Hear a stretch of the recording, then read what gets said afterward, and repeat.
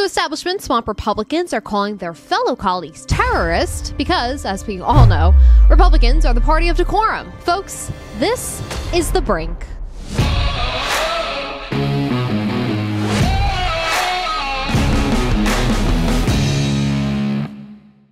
And remember to like, comment, and subscribe if you like me and you like what we do here. And if you love it, you can always become a Daily Caller Patriot. There's a link in the description below. So take a look at what Republican Congressman Greg Murphy did to Matt Gaetz after the McCarthy vote. Tuesday of next week, and I think that's burning a lot of time.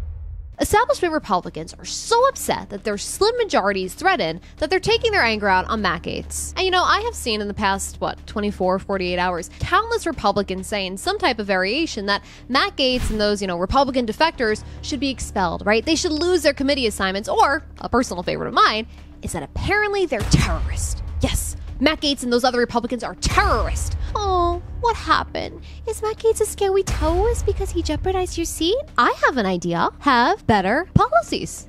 Convince your constituents that you deserve the seat, that you deserve their vote. DC swamp creatures, they want you to believe that this is some, catastrophic event that happened to the institution.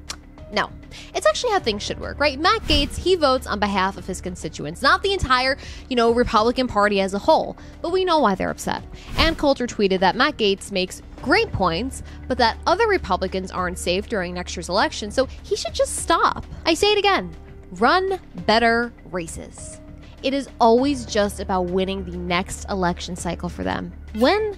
And I think the question we all want to know is, when will it be about the American people? When will you risk your re-election for the sake of the people you promised to uphold their rights and defend and get their opinion out there in Congress, right?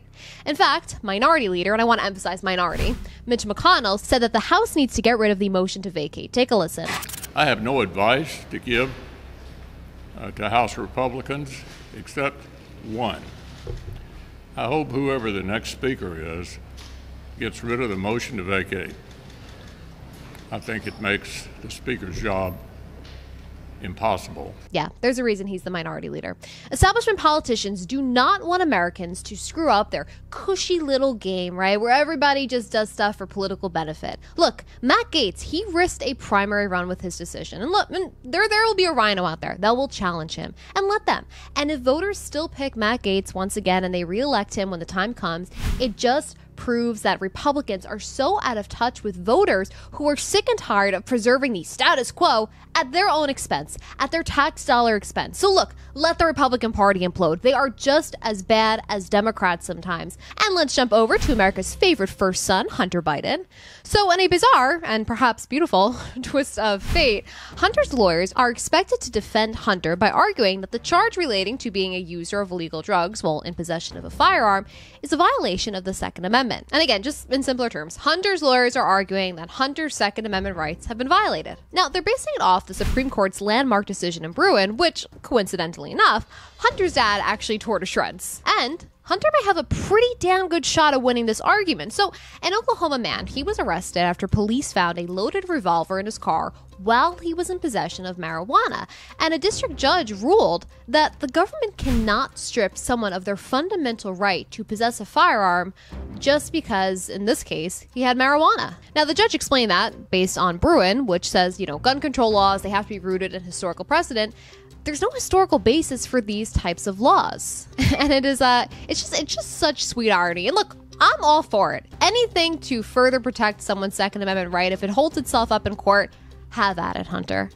And last but not least, when you see a crime story and you're like, man, if only there was some way to have known that, this was going to happen, hindsight being 2020. So, Tyree Smith, he spent 10 years in a psychiatric hospital, but he's not been released by authorities. But why was Smith in the psych ward?